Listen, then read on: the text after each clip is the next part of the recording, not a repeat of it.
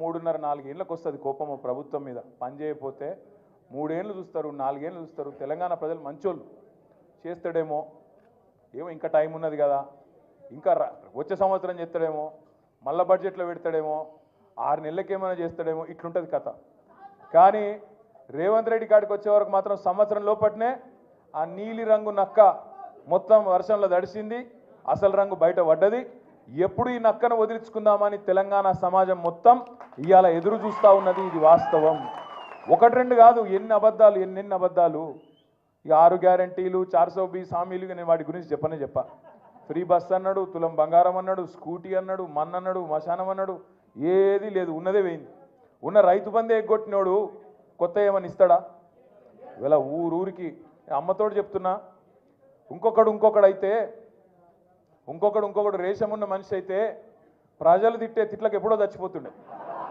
రేవంత్ రెడ్డి కాబట్టి బతుకున్నాడు పురాగా సిగ్గు తప్పినోడు పురాగా ఇజ్జత్ లేనోడు కాబట్టి బతుకుతున్నాడు కానీ ఇంకోడైతే ఎప్పుడన్నా ఆయన ఓ బకెట్లో నీళ్లు పోసుకొని ఆయన నీళ్ళలో దుంగి చచ్చిపోతున్నాడు అరే రామ ఏం తిట్టుడు అది మేము కూడా విన్నాం మస్తుగా విన్నాం కానీ అవి ఏం తిట్లు నాయన ఆడ మూసి ఒడ్డు పొంట పోయి ఇక్కడ గొట్టం వెట్టుడు ఆలస్యం ఏడున్నాడు రమ్మను అని అరే గంత కోపం ఏంద్రా పోయంట మామూలు కోపం లేదు ఒక్కొక్కలకు రమ్మను ఇప్పుడు ఇక్కడ రమ్మను దమ్ముంటే నిజంగా చెప్తున్నా రేవంత్ రెడ్డి గారు కెమెరాలో చూస్తున్నావు ఇక్కడ పోలీసు వాళ్ళు కూడా ఉన్నారు నీ వాళ్ళు నాకు ఎరికే రేవంత్ రెడ్డి యాది పెట్టుకో యాడికి పోయినా ఒక 500-600 మంది సెక్యూరిటీని పెట్టుకుని లేకపోతే మాత్రం ఈ బలగొట్టేటట్టున్నారు ప్రజలు ఎక్కడికి పోయినా మాట్లాడతారు అక్కడక్కడ డైలాగులు కొడుతుంటారు రేవంత్ రెడ్డి మగోడి అయితే రా అప్పుడప్పుడు ఆగురా అయ్యాను మీలో లేదు చెవులలో మీలో లేదురా భయ్ ఆగు అక్కడక్కడ మాట్లాడుతుంటాడు కేసీఆర్ దమ్ముందా అంటాడు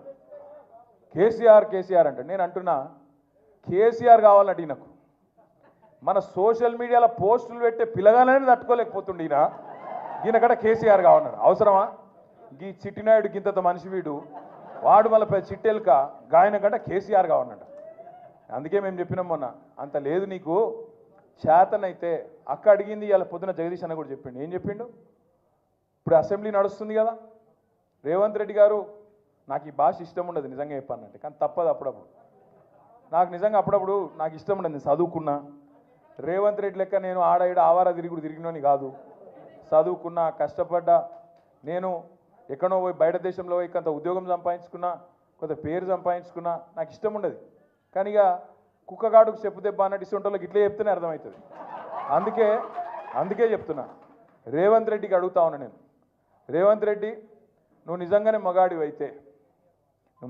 అయితే అసెంబ్లీ నడుస్తుంది కదా 15-20 రోజులు పెట్టు మొదలు 10-15 రోజులు మొత్తం రాష్ట్రంలో ఉన్న ప్రజల సమస్యలు మాట్లాడదాం లగచర్ల మాట్లాడదాం గురుకుల పాఠశాలలు మాట్లాడదాం అక్కడ ఉన్న సమస్యలు మాట్లాడదాం రాష్ట్రంలో నువ్వు చెప్పిన 6 గ్యారంటీలు మాట్లాడదాం ఆటో డ్రైవర్లు ఎందుకు చచ్చిపోతున్నారో మాట్లాడదాం చేనేత కార్మికులు ఎందుకు చచ్చిపోతున్నారో మాట్లాడదాం బోనస్ ఎందుకు ఇస్తలేవో మాట్లాడదాం మిగతా అన్ని విషయాలు మాట్లాడదాం నీకు ఇష్టం ఉన్నంత కాలం రాష్ట్రం అప్పుల పాలైందని తప్పుడు ప్రచారం చేస్తున్నావు కదా అది కూడా మాట్లాడదాం నువ్వు నిజంగానే మొగాడివి అయితే 10 రోజులు ఇదంతా ఒడిచిపోయినాక మిగిలిన 4-5 రోజులు ఉన్నాయి కదా ఈ స్కాము ఆ స్కామ్ అంటున్నావు కదా మొగోనివైతే అసెంబ్లీలో చర్చ పెట్టు అక్కడనే సమాధానం చెప్తా నీకు అసెంబ్లీలోనే చెప్తా ఉంటా ఈ ఫార్ములా ఆ ఫార్ములా అంటున్నావు కదా ఏ ఫార్ములా అన్నదే నీ ఇష్టం తీసుకురా అసెంబ్లీలో పెట్టు 4 గోడల మధ్యన క్యాబినెట్లో కూర్చొని ఎవరిని ఎట్లా లోపల పెట్టాలి ఎవరి మీద ఏం కేసు పెట్టాలి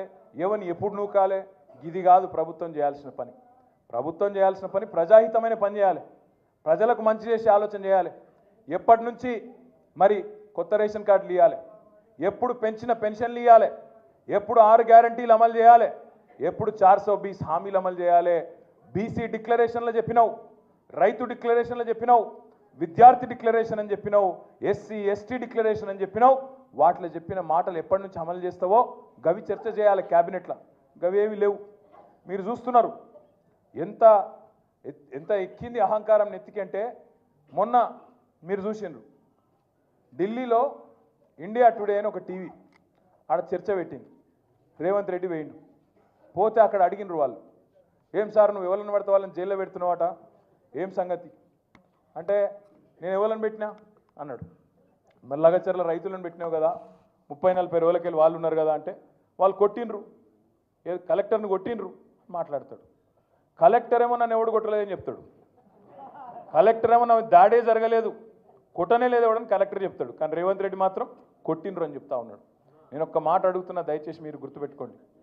ఒక లగచర్లలో రైతులనే కాదు, ఇలా సోషల్ మీడియాలో పోస్టులు పెట్టే పిల్లలకు ఎస్ఐలు ఫోన్ చేస్తున్నారు, సిఐలు ఫోన్ చేస్తున్నారు, డిఎస్పీలు ఫోన్ చేస్తున్నారు. నేను చెప్పేది కరెక్టేనా? ఫోన్ చేసి బెదిరిస్తున్నారు. ఎందుకు బిడ్డ మీకు లోపల పెడతాం, కేసులు పెడతాం, లోపలేస్తాం అని మాట్లాడుతున్నారు. ఇప్పుడే ప్రవీణ్ గారు చెప్పినట్టు కోస్గిలో మీరు ఇక్కడికి వస్తుంటే, హైదరాబాద్లో మీ పార్టీ ఆఫీస్కి మీరు వస్తుంటే, మీ ఇంటికి మీరు వస్తుంటే ఆడబెట్టి మీ మీద పీడీ యాక్ట్ పెడతాం, లోపలేస్తాం అని బెదిరించుడు. దాంతోపాటు ఎల్ఎన్టీ ఎల్ఎన్టీ అనేది ఒక పెద్ద కంపెనీ, హైదరాబాద్లో మెట్రో కట్టిరు. ఆయన మొన్న మదినప్పుడు హైదరాబాద్కి వచ్చిండు. వచ్చి ఆయన విలేకరులతో మాట్లాడుకుంటూ ఒక మాట అన్నాడు. ఏమన్నాడు? ఈ ఫ్రీ బస్సు పెట్టినాక మాది కొద్దిగా తగ్గింది గిరాకీ అన్నాడు. అంటే రేవంత్ రెడ్డి ఏమంటాడు ఎరికేనా? నూక్కుని రావని లోపల అంటాడు. అరే అది ఉన్నది చెప్పుడు కూడా తప్పేనా? చెప్పుడే కాదు, ఇండియా టుడే టీవీలో చెప్తుండు అని నూకుమన్నా నేను నూకుమంటే వాడు బొంబాయి వారిపోయినట్టు. అంటే ఇక నీకు ఎవరు ఖిలాఫ్ ఆఖరికి పాపం. కానీ ఇది ఏం తప్ప? ఇంకా యాక్టరు, సినిమా యాక్టరు, ఈయన పేరు మర్చిపోయాడు. ఆయన చెప్పేటప్పుడు పేరు మర్చిపోయాడు. తెలంగాణ సీఎం అని చెప్పి అడిగి చూసిండు కొద్దిగా. మనవానికి ఆయన ఎక్కడో తలిగింది. అయితే నేనేమంటున్నా, గింత అన్యాయం అని పేరు మర్చిపోతే జైలు పెడతావు. ఇక గట్లా తయారైండు మన చిట్టినాయుడు. నేనేమంటున్నా, దయచేసి మీ అందరికి ఒకటే కోరుతున్నా, మీకు ఇవాళనే నాంపల్లి కోర్టులో పట్నం నరేందర్ రెడ్డి గారిది, అదేవిధంగా 27 మంది రైతులది మొత్తం నిన్న ఇవాళ వాదనలు మొత్తం అయిపోయినాయి. అన్న చెప్పింది కరెక్ట్. ఆర్ఎస్ ప్రవీణ్ అన్న 24 రోజులు ఆడికెళ్ళి వికారాబాద్ కోర్టుకెళ్ళి ఇక్కడికి ఫైల్ రాలే. అప్పుడు మళ్ళీ పీపీ లేకుండే. మళ్ళా మన పట్నం నరేందర్ రెడ్డి భార్య శృతి, తర్వాత మన నాయకులు, మన లాయర్లు, మన లీగల్ సెల్లోళ్ళు పాపం అందరు తనలాడి ఆడ హైకోర్టులో రిజిస్ట్రార్ దగ్గర పోయి ఇట్లా ఉన్నది పరిస్థితి, 24 రోజులు అమాయకులు పాపం వాళ్ళు జైలు ఉన్నారు, ఇది అన్యాయం అంటే నిన్న ఈరోజు వాదనలు పూర్తయినాయి. మరి అన్ని అనుకూలిస్తే అంతా మంచిగా జరిగితే రేపు తీర్పు వెలువడే అవకాశం ఉంది. మంచి జరగాలని చెప్పి మనస్ఫూర్తిగా ఆశిద్దాం. మంచి జరగాలని మనస్ఫూర్తిగా అందరం కోరుకుందాం. దబ్బన మనకు అనుకూలంగా తీర్పు రాకపోతే వెంటనే హైకోర్టుకు పోదాం, అవసరమైతే సుప్రీంకోర్టు దాకా కూడా పోదాం. వదిలిపెట్టద్దు, ఎట్టి పరిస్థితుల్లో రాజీ పడద్దు. ఒక్క మాట నేను మిమ్మల్ని కోరుతా ఉన్నా. మేము పోయినాం, సంగారెడ్డి జైలుకి పోయినాం, చెర్లపల్లి జైలుకి పోయినాం. ఎక్కడైతే నరేందర్ అని ఉన్నాడో పోయి కలిసినాం. మీ నాయకుడు ఎంత గొప్పవాడంటే పట్నం నరేందర్ రెడ్డి. మేము చెర్లపల్లి జైలుకి పోతే నేను, సబితక్క, మహమూద్ భాయ్, ఇంకా మా లక్ష్మారెడ్డి గారు అందరం పోతే శ్రీనివాస్ గౌడ్ సాబ్ కూడా వచ్చిండే. ఏమన్నాడు ఎరికైనా నరేందర్ రెడ్డి? అన్నా నా గురించి విడిచిపెట్టండి అన్నా, ఆ రైతులను విడిచిపెట్టండి, రైతులను జల్దీ బయటికి తీసుకొచ్చే ప్రయత్నం చేయండి, నేను మంచిగానే ఉన్నా, నాకేం కాదు, వాళ్ళని చూసుకోండి మీరు అని చెప్పి మీ నాయకుడు పట్నం నరేందర్ రెడ్డి గారు మాకు చెప్పిండు. ఒకంత గొప్ప నాయకుడు మీకున్నాడు, మీ కొడంగల్లా, భయపడే అక్కర్లేదు. రెండవది, ఈ అంశాన్ని ఇక్కడితో వదిలిపెడతామని చిట్టినాయుడు అనుకుంటే ఆయనంత పిచ్చోడు ఎవడు లేడు. ఖచ్చితంగా ఢిల్లీలో పార్లమెంట్లో కూడా ఈ అంశాన్ని లేవనెత్తుతాం, రాజ్యసభలో కూడా మన గొంతు విప్పుతాం. మిగతా వాళ్ళు కలిసి రాకపోవచ్చు గాక, బీజేపీ వాళ్ళు మాట్లాడరు, ఇంకొకడు మాట్లాడాడు, కాంగ్రెస్ వాడు ఎవడు మాట్లాడాడు, ఎవరు మాట్లాడకపోయినా తప్పకుండా కేసీఆర్ గారి దండుగా, కేసీఆర్ గారి దళంగా, తెలంగాణ గలంగా మనమే మాట్లాడతాం, మనమే కొట్లాడతాం. ఇక్కడ లగచర్ల బిడ్డలకు న్యాయం జరిగేంత వరకు వదిలిపెట్టమనే మాట కూడా నేను విజ్ఞప్తి చేస్తా ఉన్నా. ఇంకొక మాట కూడా మీకు తప్పకుండా ఈ సందర్భంగా నేను చెప్పాలి. వాళ్ళు రేవంత్ రెడ్డి హుంకరిస్తున్నాడు, వాళ్ళ అన్నగాడు తిరుపతి రెడ్డి, ఆ మండల కాంగ్రెస్ పార్టీ ప్రెసిడెంటు అందరు కలిసి ఇవాళ ఏం చేస్తున్నారు? లెక్కబెట్టి దాడి చేసింది అనుకుంటా ఓ దిక్కు ఆరోపణ చేసుకుంటా, అందులో ఆ రోజు నిరసనలో పాల్గొన్న వాళ్ళల్లో కాంగ్రెస్ వాళ్ళు ఉంటేనేమో వాళ్ళని పక్కకు పెట్టిండ్రు, వాళ్ళని అరెస్ట్ చేయలే. వాళ్ళ మీద మరి ఫోటోలలో వాళ్ళకి స్పష్టంగా కనబడుతున్నా వాళ్ళని ముట్టుకోలే. కానీ మనోళ్ళని తీసుకుపోయి 47 మంది మీద కేసు పెట్టి ఇప్పటికి 27-28 మందిని అరెస్ట్ చేసి ఇంకొక కొంతమందిని కూడా పట్టుకొచ్చే ప్రయత్నం చేస్తున్నారు. ఇంకా మళ్ళీ హుంకరిస్తున్నాడు రేవంత్ రెడ్డి. మీ దెబ్బకు వెనుకకు తగ్గిండు. లగచర్లలో మొదలు ఫార్మా అన్నాడు, ఇప్పుడు ఫార్మా వెనుకకు తీసుకుంటున్నాను ఒక దిక్కు చెప్పి కుడి చేత్తోని వెనుకకు తీసుకున్నాడు, ఎడమ చేత్తోని ఇండస్ట్రీ జోన్ అట. ఇండస్ట్రియల్ జోన్ పెడతా, మా కొడంగల్లో పరిశ్రమలు పెడుతుంటే కొంతమంది సన్నాసులు మాట్లాడుతున్నారు అని చెప్పి మొన్న అక్కడెక్కడో మాట్లాడిండు. ఒక దిక్కేమో ఆయన్నే అంటాడు, తొండలు గుడ్లు పెట్టని భూములు మా కొడంగల్ భూములు, అక్కడ నేను పరిశ్రమ పెడుతుంటే మీకేమైంది అంటున్నాడు. అనగానే నిజంగా నాకైతే మనసులో ఎక్కడో నొచ్చుకున్నది. అరే కొడంగల్ రైతులు ఎవరన్నా మాట్లాడతారా అనుకున్నా నేను. ఒక అమ్మాయి, ఒక ఆడపిల్ల, ఆ అమ్మాయి మాట్లాడింది. ఆ అమ్మాయి వీడియో పెట్టింది తెల్లారి. తొండలు గుడ్లు పెట్టవన్నావు కదా, మరి ఇది ఏందా అని వడ్లు ఇట్లా చేతిలో పట్టుకొని, ఇవేందా రేవంత్ రెడ్డిగో నేను చేన్లో నిలబడ్డా, ఇవేంటి వడ్లు కాదా, ఇవి తొండల గుడ్లా అని చెప్పి ఆమె అడుగుతుంటే మరి ఆ చైతన్యానికి నిజంగా కూడా సలాం కొట్టాలనిపించింది. ఇవాళ నేను మీతో మనస్ఫూర్తిగా కోరేది ఒకటే, వాళ్ళ అన్న ఉన్నాడుగా తిరుపతి రెడ్డి అనే ఒక అరాచక శక్తి, పోలీసు వాళ్ళని వేసుకొని అధికారులను వేసుకొని, వార్డు మెంబర్ కూడా కాదు కనీసం, వాడేదో పెద్ద పీకుడు గల్లగా తిరుగుతున్నాడు అక్కడ. నేను ఆగది ఇది ఆగది ఇదేం మేము చూస్తాం. ఎవడు నువ్వు చెప్పేందుకు? అసలు నువ్వు వార్డు మెంబర్ కాదు, సర్పంచ్ కాదు, ఎంపీటీసీ కాదు, జెడ్పీటీసీ కాదు, కౌన్సిలర్ కాదు, ఏ పదవి లేదు. నువ్వు వచ్చి అంతు చూస్తాం, మేము ఖచ్చితంగా పెట్టి తీరుతాం, వెనుకకు దగ్గం. అసలు ఎవరు నువ్వు చెప్పేందుకు? ముఖ్యమంత్రి అన్న అయితే ఇక మొత్తం ఆ నియోజకవర్గానికి రారాజా, చక్రవర్తి. అందుకే తిరుపతి రెడ్డికి కానీ ఇలా కాంగ్రెస్ నాయకులు ఎవరైతే అహంకారంతో విర్రవీగుతున్నారో వాళ్ళని ఒక్కటే ప్రశ్న అడగండి. అంటున్నాడు కదా రేవంత్ రెడ్డి, నేను కొడంగల్లో పరిశ్రమలు పెడుతుంటే మీకు ఎందుకు ఇబ్బంది అవుతుంది అని మాట్లాడుతున్నాడు. ఇలా కొడంగల్ భూములు ఎవరి కోసమో మీకు ఎరికే కదా, అదాని కోసం అల్లుడి కోసం తీసుకుంటున్నాడు. అదాని కోసం అల్లుడి కోసం తీసుకుంటా ఉన్నాడు. అదాని సిమెంట్ ప్లాంట్ పెడతాడట, అల్లుడు ఫార్మా కంపెనీ పెడతాడట అక్కడ. నేను అందుకే మీకు నేను విజ్ఞప్తి చేసేది, తిరుపతి రెడ్డి వచ్చినా కాంగ్రెస్ వాడు ఎవడొచ్చినా వాళ్ళకు ఒక్కటే చెప్పండి, పరిశ్రమలు పెట్టి ఉద్యోగాలు ఇస్తా అంటున్నావు కదా, బాగా ప్రేమ ఉంది కొడంగల్ మీద అంటున్నావు కదా, మరి నీకు నీ సొంత నియోజకవర్గం రేవంత్ రెడ్డిది కొడంగల్ కాదు, అక్కడ అచ్చంపేట, కల్వకుర్తి, ఆ ప్రాంతం కల్వకుర్తి తాలూకా. రేవంత్ రెడ్డిని అడగండి, ఆయన కుటుంబాన్ని డిమాండ్ చేయండి, తిరుపతి రెడ్డిని అడగండి. మీకు ఇంత ప్రేమ ఉంటే మీరు ఒక పని చేయండి అన్న, మీకు వెల్దండలో 500 ఎకరాలు జాగుంది కదా, వెల్దండలో ఇప్పుడు అంటున్నావు కదా ఎకరానికి 20 లక్షలు ఇస్తా అంటున్నావు కదా, ఆ 20 లక్షలు ఏదో నువ్వు తీసుకో, 5 లక్షలు మా బీఆర్ఎస్ పార్టీ నుంచి మేము ఇస్తాం నీకు, ఆ భూములలో పెట్టు నువ్వు పరిశ్రమ, అదాని పరిశ్రమను తెచ్చి గన్ల పెట్టు, అనవసరంగా మాకొద్దు ఈ దరిద్రం అని చెప్పండి గట్టిగా. ఎందుకంటే సొంత ఊరు మీద ప్రేమ ఉండాలి కదా, మీ మీద ఇంత ప్రేమ కురిపిస్తున్నానికి సొంత ఊరు మీద కూడా ప్రేమ ఉండాలి కదా, కల్వకుర్తి తాలూకా మీద. అక్కడ పెట్టు మరి నీ భూములలో. రైతులకు ఇస్తానంటున్నావు కదా 20 లక్షలు, నువ్వు తీసుకో 20 లక్షలు, మీదికెళ్ళి 5 లక్షలు బీఆర్ఎస్ పార్టీ నుంచి మేము ఇస్తాం. 500 ఎకరాలు అంటున్నావు కదా, ఎకరానికి ఒక 5 లక్షలు ఇస్తాం, తీసుకో. చేస్తాడా ఈ పని రేవంత్ రెడ్డి? ఇస్తాడా? ఆయన భూమి ఇయ్యడంట. కానీ పేద రైతుల భూములు, గిరిజనులు, దళితులు, బీసీలు, నేను కలిసిన అందరినీ, అందులో ఒక పిల్లగాడు పంచాయతీ సెక్రటరీ ఉన్నాడు, ఆయనను కూడా తీసుకుపోయి లోపల వారేసారు. రాఘవేంద్ర యాదవ్ ఆ పిల్లగాని పేరు. నేను అడిగిన, నువ్వేడికెళ్ళి వచ్చినారో భయ అన్న, నేను డ్యూటీకి పోయినా ఈ ప్రభుత్వమే చెప్పింది కులగణన చేయమని చెప్పింది, నేను ఎక్కడో పక్క మండలంలో పనిచేస్తున్నా, ఊరికి వచ్చినాక సాయంత్రం నన్ను కొంట పోయినరు. అరే నిన్నెట్లా తీసుకుపోయినరా పోయి అంటే, నేను చూడన్నా ఇక నేను ఆడ పోయి వచ్చినా, అయినా కూడా నన్ను కూడా తీసుకొచ్చిరన్నా అని చెప్పిండు. ఒక ఆయననే కాదు, ఇంట్లో కేవలం దళితులు గిరిజనులే కాదు, విష్ణువర్ధన్ రెడ్డి అని ఒక ఆయన ఉన్నాడు, ఆయనకు కూడా 25 ఎకరాలు 30 ఎకరాల పొలం ఉందంట, ఆయనను కూడా పట్టుకపోయినారు.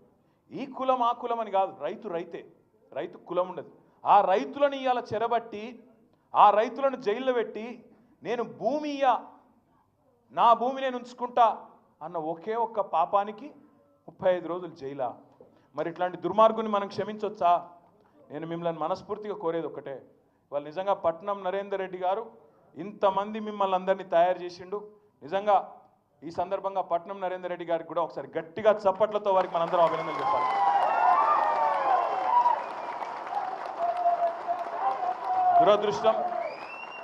దురదృష్టం అట్లాంటి మంచి నాయకుడిని ఎమ్మెల్యేగా మనం గెలిపించుకోలేకపోయినాం. సరే, ఈ నక్క చెప్పిన మాటలకు, ఆయన నక్క వినయాలకు కొంతమంది మోసపోయినారు, పర్వాలేదు. కానీ రేపటి కాలం మనది, రేపటి సమయం మనది. తిరిగి ఖచ్చితంగా ఏది ఎక్కడ కోల్పోయినామో కొడంగల్ నుంచే తిరిగి మన జైత్ర యాత్ర మొదలు కావాలి. రేవంత్ రెడ్డిని తుక్కు కింద అదే కాన్స్టిట్యున్సీలో ఓడగొట్టాలి. దానికి మనం ఈ రోజు నుంచి ఒక్కొక్కలం ఆ లగచర్ల రైతుల కష్టం సాక్షిగా, వాళ్ళను జైల్లో పెట్టి ఏడిపించిన ఆడబిడ్డలను ఏడిపించిండు కదా, ఆ కన్నీళ్ళ సాక్షిగా ఒక్కొక్కరం కేసీఆర్ లాగా కదులుదాం. తెలంగాణ ఉద్యమంలో కేసీఆర్ ఎట్లా కదిలిండో ఒక్కొక్కరం కొడంగల్లో అట్లే కదులుదాం.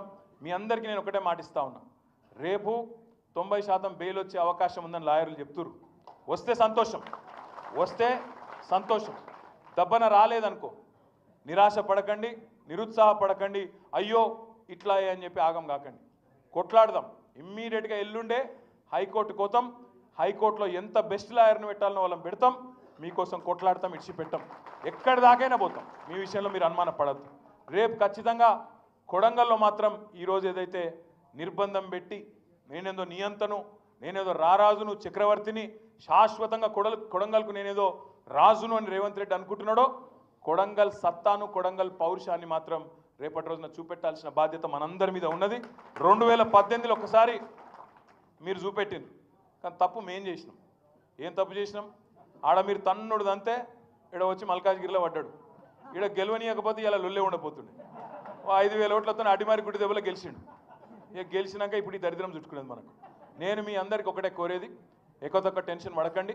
మీకు మా తమ్ముడు అవినాష్ రెడ్డి కానీ, అదేవిధంగా మిగతా కొడంగల్ నాయకులు, మండల ప్రెసిడెంట్లు కానీ, ఇంకా మిగతా నాయకులు కానీ అందరూ కూడా మీకు అండగా ధైర్యంగా ఉంటారు. నవీన్ ఉన్నాడు, ఇంకా చాలామంది మన జిల్లా నాయకులు కూడా ఉన్నారు. మన అక్క సబితా ఇంద్రారెడ్డి గారు ఉన్నారు, సత్యవతి గారు ఉన్నారు. మీరు ఎప్పుడు పిలిచినా తప్పకుండా, ఇప్పుడు 2 రోజుల నుంచి శాసనసభలో కూడా మీదే నడుస్తూ ఉన్నది, కౌన్సిల్లో మీదే నడుస్తున్నది. 2 రోజుల నుంచి కొడంగల్ తప్ప వేరే మాట ముచ్చట లేనే లేదు. ఇవాళ పొద్దున కొడంగల్ రైతులకు బేడీలేసి సంఖ్యలేసిన దానికి సంఘీభావంగా మన ఎమ్మెల్యేలు కూడా బేడీలు వేసుకొని కదులుతుంటే, దేశంలో ఇవాళ ఉండే ఇంగ్లీష్ ఛానళ్లతో సహా జాతీయ మీడియా కూడా ప్రముఖంగా చూపెడతా ఉన్నది. ఏం జరుగుతున్నది తెలంగాణలో అని అడుగుతూ ఉన్నది. తప్పకుండా మనం అడగాలి. ప్రవీణ్ గారు అన్నారు, అక్క కూడా అన్నది, నాకు రాహుల్ గాంధీ ఇల్లు అడ్రస్ చెప్పు అని చెప్పి లగచర్ల జ్యోతి అడిగిందని. నిజంగా కూడా అడగాలి రాహుల్ గాంధీని. నువ్వు నాయకుడు అయితే, నువ్వు నిజంగా నాయకుడు అయితే రాహుల్ గాంధీ లగచర్లకు రా, కొడంగల్కు రా, ఇక్కడి బిడ్డలతో కూసో, వాళ్ళ బాధ, వాళ్ళ వేదన, వాళ్ళ మనసులో ఏముందో తెలుసుకునే ప్రయత్నం చెయ్యి. రేవంత్ రెడ్డి అనే ఒక మూర్ఖుడు వాడు చెప్పే మాటలు విని ఆగమయ్యి నీ పార్టీ ఇప్పటికే బొందలపడ్డది. నీ కాంగ్రెస్ పార్టీ మళ్ళా తెలంగాణలో కోలుకోలేని విధంగా శాశ్వతంగా